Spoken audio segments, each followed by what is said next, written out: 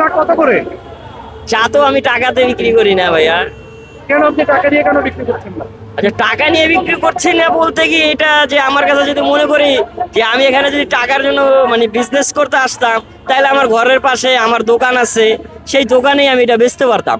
তো আমার মনে হয়েছিল এটা যে আদি ভাইয়ের জন্য আমি এখানে যদি আসি, আমি যদি এখানে যারা আন্দোলন করতেছে, তাই এই আন্দোলনটা করতে করতে অনেকের অনেক সময় গলা ভেঙে যায়, এবং কি জাভেদ ভাইকে দেখে আমার অনুপ্রেরণাটা জাগছে যে জাভেদ ভাই কথা বলতে বলতে তার গলা দিয়ে ঠিক মতো কথাটা আসতেছিল না, মনে হয় গলাটা বসে গেছে।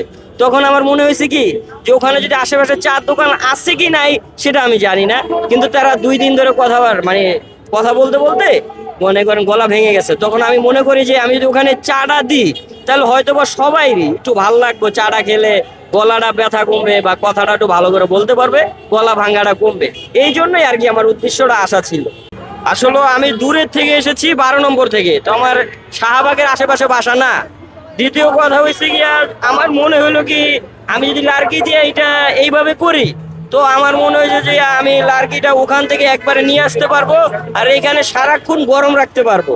জাস্ট আমার এখানে গ্যাসের সিলিন্ডার বা গ্যাস আনার সামর্থ্য বা বলেন যে আনা, এটা কোনোটাই সম্ভব ছিল না।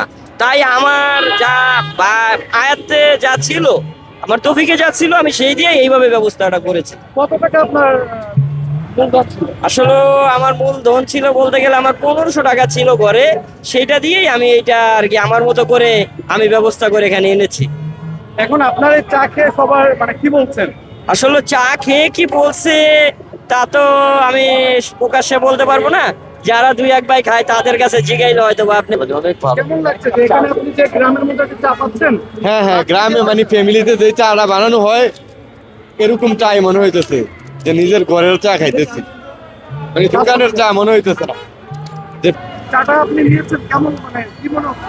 মাত্র নিলাম, কিন্তু ওনার কালকে ওনার ভিডিওতে দেখলাম, দেখার পর আজকে নিয়ে আবার আসলাম টেস্ট করার জন্য। আসলে এরকম মানুষ খুব কমই দেখা যায়, এত হাদি ভাইয়ের জন্য এত ভালোবাসা আসলে না দেখলে বোঝা যায় না। আর চাটা এখন খাওয়ার পর মানে আশা করি ভালো হবে। রং চা এই যে গ্রামের মতো চা, শহরে বসে তো ফ্লাক্সি চা খেয়েছেন। হ্যাঁ, হ্যাঁ। এখন ফ্লাক্সির একটা দোকান আছে, কেমন? হ্যাঁ হ্যাঁ, ভালো, খুব ভালো। তো আমি ফার্স্টে ভাবছিলাম যে হচ্ছে হয়তোবা উনি ইয়া করতেছে, কিন্তু উনার এই মহৎ উদ্যোগ দেখে আমার খুবই ভালো লাগলো। আমি চাই হচ্ছে যার যার ব্যক্তিগত জায়গা থেকে সবারই এগিয়ে আসা উচিত দেশের জন্য, দেশের সার্বভৌমত্ব রক্ষা করার জন্য, দেশের জনকল্যাণের জন্য। আমরা যে কাজ করি সেটা দেশের জন্যই হোক।